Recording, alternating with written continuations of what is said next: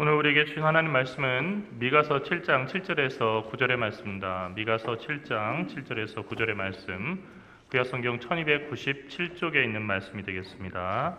미가서 7장 7절에서 9절의 말씀, 이 말씀을 제가 봉독해 올리겠습니다. 오직 나는 여호와를 우러러보며 나를 구원하시는 하나님을 바라보나니 나의 하나님이 나에게 귀를 기울이시로다. 나의 대적이여 나로 말미암아 기뻐하지 말지어다.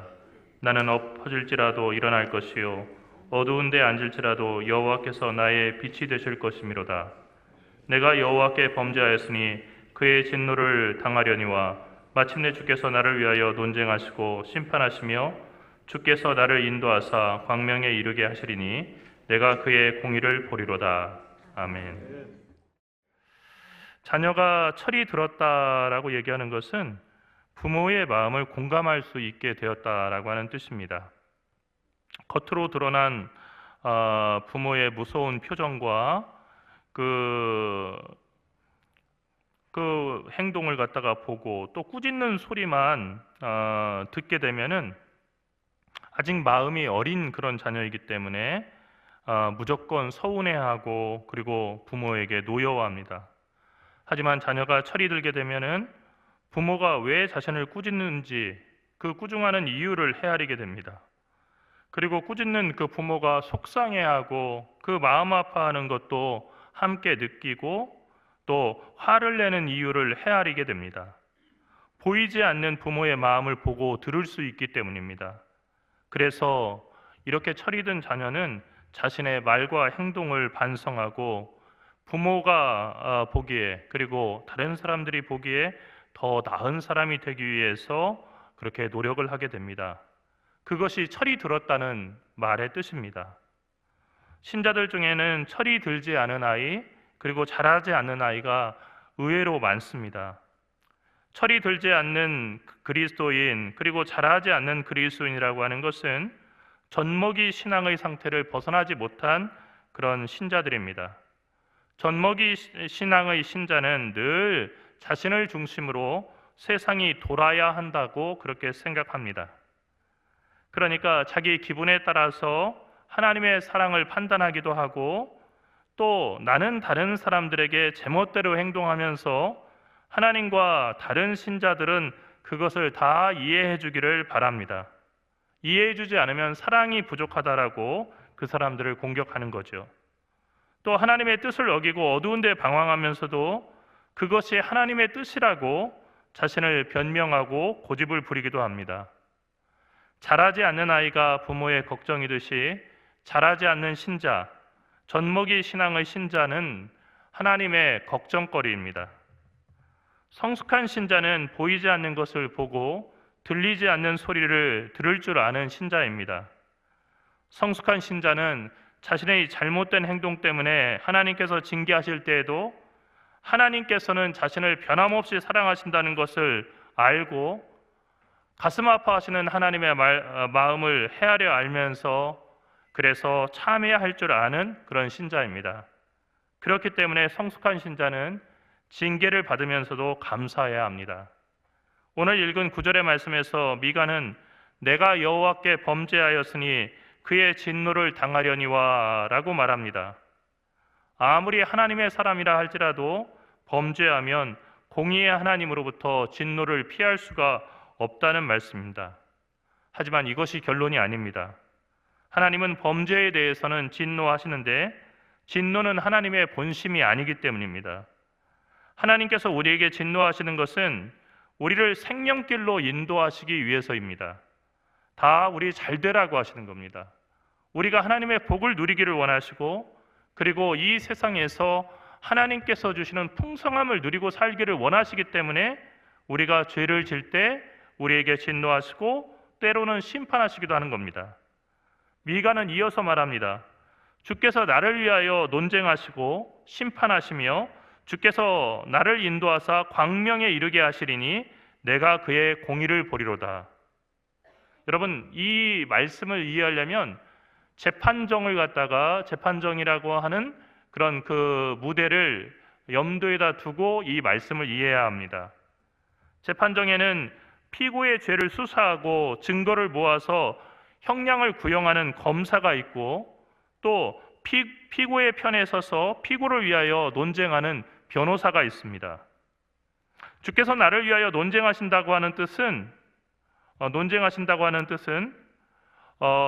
하나님께서 미가의 변호사가 되신다는 겁니다.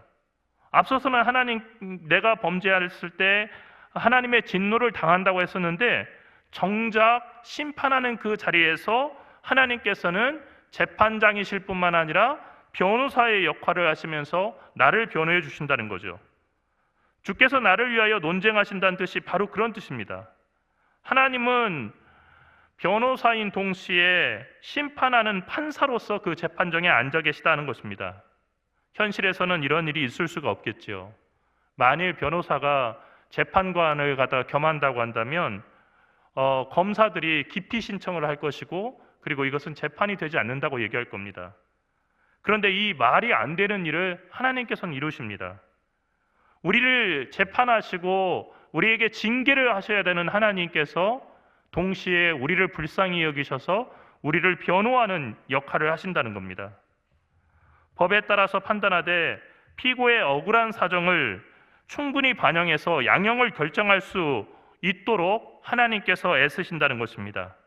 그렇기 때문에 하나님의 심판은 미가를 멸망시키는 심판이 아니라 미가를, 그리고 이스라엘을 광명으로 인도하시는 심판이라고 미가는 이야기하고 있습니다. 오늘 말씀에서 미가는 내가 그의 공의를 보리로다 라고 그렇게 이야기했습니다. 그런데 원문은 조금 다릅니다. 에르에 버시드카토라고 하는 말인데, 이것은 내가 그의 공의 안에서 볼 것이다 라고 하는 뜻입니다. 여기서 공의는 차다크입니다. 그의 공의 안에서 내가 본다는 얘기는 하나님께서 나를 그의 공의 안에 넣어주신다는 겁니다. 무슨 얘기냐면은 내가 의롭지 않은데 나를 의로운 사람의 그 집합 안으로 넣어주신다는 거예요. 구약 성경에는 자주 공의와 정의라고 하는 말이 짝을 지어서 나옵니다. 공의는 방금 얘기했던 차다크이고, 정의는 미슈파트입니다. 미슈파트는 법조문에 따른 정의입니다. 우리나라에도 죄형 법정주의를 채택합니다. 죄형 법정주의라는 것은 죄도 형벌도 법으로 정해두어야 한다는 원칙입니다. 법에도 없는 그 형벌을 판사가 보고 괘씸하다고 해서 저 사람은 괘씸하니까 내가 벌 줘야겠다 해서 벌을 줄 수 없다는 얘기입니다. 즉 이미 제정된 정당한 법률에 범죄가 되는 행위를 구체적으로 미리 규정해 놓고, 또한 그 행위에 대한 형벌을 여기까지 처벌할 수 있다라고 미리 규정해 두어야만 그 죄를 처벌할 수 있다고 하는 원칙입니다. 미슈파트는 바로 이 법률에 따른 정의입니다. 미슈파트에 따라서 하나님께서 우리를 심판하신다고 한다면 우리 모두는 하나님의 심판을 피할 수 없는 사람들입니다. 왜냐하면 사람들은 모두 다 죄인이고 의인은 없나니 하나도 없기 때문입니다. 하나님이 세운 법률인 율법을 지키는 사람은 의로운 사람이고, 어기는 사람은 불의한 사람이 됩니다. 이 미슈파트의 그 정의에 따르면 그렇다는 거죠. 그리고 불의한 사람은 반드시 심판을 받고 죄의 대가는 사망입니다. 이것이 끔찍한 미슈파트에 의한 심판입니다. 그런데 이 의의 가운데는 정의만 있을 뿐만이 아니라 공의라고 하는 차다크가 있습니다. 그 죄를 범한 사람이 죄를 지은 딱한 사정이 있을 경우에 재판장은 그 사람이 죄를 지었고 죄인임에도 불구하고 심판을 받는 것이 너무 당연함에도 불구하고 이 사람을 의롭다라고 선언하고, 그리고 그 사람을 용서해 줄 수가 있습니다. 이것은 불의한 판결이 아니라 약자를 보호하기 위한 판결이었습니다. 오늘날에도 그러한 판결들이 이루어지는 경우가 있죠. 그것은 마치 아기가 며칠째 젖을 못 먹어서 너무 배고파가지고 계속 울다가 지쳐 있는데, 자기도 먹을 것이 없어가지고 아기에게 젖을 줄 수 없었던 그 엄마가 슈퍼에서 분유를 훔치다가 붙잡힙니다. 경찰들이 신고를 받고 나가서 그 어머니를 데리고 와서 조사해 보니까 겨울철에 양말도 제대로 신지 못하고 그리고 너무 잘 먹지 못해서 까칠한 얼굴로 그 사정 얘기를 합니다. 경찰들이 얘기를 듣고 이 사람을 갖다 절도죄로 입건시키는 것이 아니라 그 주인에게 잘 선처해달라고 오히려 부탁을 하고 주인도 사정을 듣고 분유를 몇 통 내놓고 또 경찰들이 돈을 모아서 분유와 쌀을 팔아가지고 그 아주머니 댁에 갖다 주는 그런 미담들이 가끔 우리가 살아가는 이 세상 속에서도 우리가 볼 수 있는 그런 사례들입니다. 이것이 바로 미슈파트가 아닌 차다크에 의한 의입니다.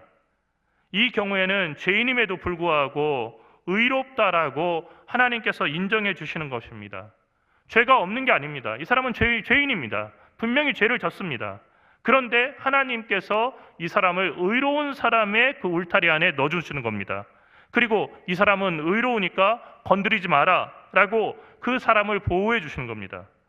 내가 하나님의 공의 안에서 보리로다 라고 하는 뜻은 나는 비록 허물과 죄가 있는 사람이지만 하나님께서 나를 그분의 공의 안에 세워주시고 하나님이 하시는 일을 보게 하신다라고 하는 뜻입니다. 그런 자비하신 하나님이시기 때문에 미가는 오직 나는 여호와를 우러러보며 나를 구원하시는 하나님을 바라본다라고 했습니다. 그 하나님은 나에게 귀를 기울여 주시는 하나님이십니다. 하나님께서 사람인 우리에게 귀를 기울이신다고 하는 것은 실제로 하나님께서 우리에게 귀를 갖다 대신다는 뜻이 아니라 우리의 기도와 탄식, 우리의 부르짖음과 세미한 음성을 하나님께서 귀 기울여서 그리고 들으시려고 한다는 것입니다. 그리고 들으신다는 것입니다. 기독교에서 그리고 기독교의 복음에서 전하는 하나님은 인간과 동떨어져서 멀리 높은 하늘에만 계신 하나님이 아니라 사람들을 사랑하셔서 낮고 천한 이 땅 위에 임하셔서 우리의 사정을 살피시고 그리고 들으시고 아시며 우리를 구원하시는 하나님이십니다. 기독교는 사람이 되신 하나님을 믿는 신앙입니다. 사람이 하나님 되는 것을 믿는 신앙이 아니라 하나님이 사람이 되셨다는 그 복음을 믿는 신앙입니다. 하나님은 우리가 거룩해져서 선해져서 하나님의 눈높이에 맞춰서 하나님처럼 되기를 기다리시는 대신에 그분이 낮아지셔서 죄인된 우리의 눈높이에 그분의 눈높이를 맞춰주시고 우리가 죄가 있음에도 불구하고 의롭다고 하시고 우리를 용서하사 구원해 주셨습니다.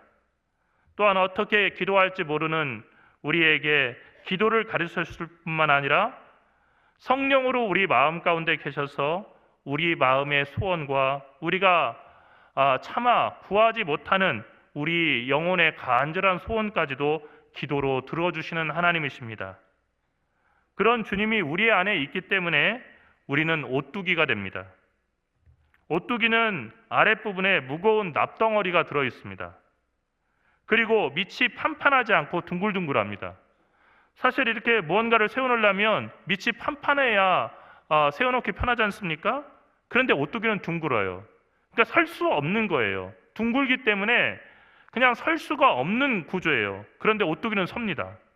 왜 그렇습니까? 그 안에 아주 무거운 납이 들어있기 때문입니다. 이 납을 빼버리면은 오뚜기는 겉모양은 똑같지만 금방 넘어집니다. 그리고 다시 일어나지 못합니다. 하지만 다시 납을 넣으면 똑같이 둥글둥글한 바닥인데 좌우로 흔들리면서 꼿꼿하게 서 있습니다. 아무리 힘센 장사가 계속해서 밀어도 오뚜기는 다시 일어납니다. 미가는 주님이 계시기 때문에 자신이 오뚜기가 된다라고 믿었습니다. 8절의 말씀에서 나는 엎드러질지라도 일어날 것이요 라고 하는 말씀이 바로 그 말씀입니다. 주님이 미가와 함께 하시기 때문에 주님이 이스라엘과 함께 하시기 때문에 미가와 이스라엘은 넘어질지라도 다시 일어날 것이다 하는 것입니다. 또한 인생의 어두운 데 앉는 것을 두려워하지 않았습니다. 어디에 있든지 주님께서 빛이 되실 것을 믿었기 때문입니다. 사랑하는 성도 여러분, 사람은 누구도 완벽할 수 없습니다. 성경은 우리에게 완벽한 사람이 되라고 하는 것이 아니라 하나님의 완전한 사랑 가운데 거하라고 우리를 초대하고 있을 뿐입니다. 우리가 완벽할 수 없다는 것을 하나님은 아시기 때문입니다. 우리가 완벽하기를 기대하고 우리 자신과 다른 사람을 보게 될 때 우리는 실망할 뿐입니다. 나의 배우자가, 나의 자녀가 내 마음을 알고 그리고 완벽한 사람이 되기를 바라면 그 배우자와 자녀들을 미워할 뿐입니다. 여러분, 교역자들도요, 부교역자들이 정말로 이렇게 완벽하기를 담임 목사가 이렇게 꿈꾸게 되면은 그러면 항상 서운한 것뿐이죠. 그래서 항상 저는 그런 생각을 해요. 부교역자가 결코 담임 목사와 같을 수가 없는 거예요. 그거는 어쩔 수 없는 겁니다. 그러나 그 부교역자도 나중에 담임 목사가 되면 그 심정을 그때는 좀 알게 되는 거죠. 여러분, 제가 군대에서 그런 걸 봤어요. 북한에서 막 총을 쏘고요. 그래서 전 부대가 우리 초소로 총을 쏴가지고 전 부대가 비상에 걸렸는데요. 그래서 30분 이내에 사단에 들어가가지고 방탄헬멧을 쓰고 작전 회의를 하는데, 그런데 병사들은 정해진 휴가를 그대로 가는 걸 봤습니다. 병사들은 그렇게 보내는 거죠. 그러나 사단장은 그러지 못하는 거예요. 그리고 사단의 참모들은 그러지 못하는 겁니다. 역할들이 다른 거예요. 여러분, 항상 그렇게 봐야 돼요. 주변의 사람들을 내 기대대로만 보면요, 항상 실망할 거리뿐입니다. 하지만 우리를 구원하시는 하나님을 우러러보고 또 하나님 앞에서 우리가 얼마나 연약한지를 깨닫게 되면은 주변 사람들을 관용과 자비로 바라볼 수가 있고 모든 관점들이 달라지게 됩니다. 우리가 인생을 아무리 심하게 망쳐놓았다 할지라도 주님을 만나게 되면 주님께서는 우리의 이야기에 귀를 기울여 주시고 우리를 엎드려진 자리에서 일으켜 세워주시며 우리가 선 어둠의 땅을 비추사 밝은 꽃이 되게 하십니다. 우리 주님께서는 우리가 끝이라고 생각하는 그 절망의 순간도 항상 바꿔주신다는 거예요. 우리가 실망하고 좌절하는 우리의 가족, 그리고 우리의 친구, 우리의 교우들, 그 사람들을 하나님께서는 결코 버리지 아니하시고 그 사람들을 세우시고 그리고 회복시키셔서 정말로 영광스러운 주님의 자녀, 성도가 되게 하신다는 것입니다. 우리는 그 소망 가운데서 우리 서로를 바라보고 그 서로에 대한 그 기대를 가져야 돼요. 인간적인 기대가 아니라 하나님께서 완성하실 그 사람의 미래를 바라보면서 그 사람을 대해야 될 것입니다. 또한 죄 때문에 죽을 수밖에 없는 우리를 위해서 논쟁하시고 우리를 심판하셔서 우리를 살리시는 하나님, 어떻게 보면은 반대의 역할인 것 같지만은 이 모든 것을 통해서 우리를 정결케 하시고 우리를 살리시는 그 하나님께서 우리를 인도하사 광명에 이르게 하신다고 하는 이 감격스럽고 놀라운 소식들을 우리만 알 것이 아니고 세상 모두에게 알려야겠습니다. 결국 하나님의 자비가 우리의 죄를 이기는 겁니다. 우리가 지은 죄가, 우리의 허물이 아무리 크다 하더라도 하나님의 그 사랑을 이길 수 없다는 얘기예요. 하나님은 반드시 우리를 하나님의 영광스러운 자녀로 회복시키시고 세우실 것입니다. 우리가 의로워서 하나님의 자녀가 된 것이 아닙니다. 우리가 의로워서 오늘 이렇게 살고 있는 것이 아닙니다. 우리는 불의하고 여러 가지 흠도 많고 부족한 점이 많습니다. 하나님께서 우리를 사랑하시기 때문에, 우리를 용서하셨기 때문에, 우리를 의롭다고 판단하셨기 때문에 우리가 하나님 앞에 서서 예배도 드리고 하나님의 자녀라고 스스로를 이야기할 수 있는 겁니다. 이렇게 큰 용서와 사랑을 받았다면 우리도 이 세상을 향해서 우리가 만나는 그 사람들에게 그 사랑의 10분의 1, 아니 100분의 1의 사랑이라도 함께 나누어야 하지 않겠습니까? 우리는 모두 다 부족한 사람들이고 다 불쌍한 사람들입니다. 그런데 하나님은 그 부족하고 불쌍한 사람들을 사랑하여 주시고 부르셔서 그분의 의 가운데 서게 하시고, 그래서 그분의 사랑에 감격해서 하나님의 기대에 합당한 그런 아름다운 사람들, 그리고 주님의 축복받은 백성으로 서게 하셨습니다. 하나님의 그 기대를 기억하면서 우리도 거듭나서 완전히 새로운 마음을 가진 사람들이 되어야겠습니다. 또한 그 사랑과 용서를 가지고 우리 곁에 있는 모든 사람들의 때로는 실망스럽고 때로는 우리를 분노하게 하는 그 모습들을 우리가 정말로 용납하면서 하나님의 사랑으로 그들을 품고 그리고 서로 사랑하며 살아야겠습니다. 오직 하나님을 바라볼 때 그 모든 변화들이 우리들에게 일어날 수 있습니다. 기도하겠습니다. 사랑하시는 하나님, 하나님의 사랑은 참으로 놀랍고 그리고 우리의 머리로 이해할 수 없습니다.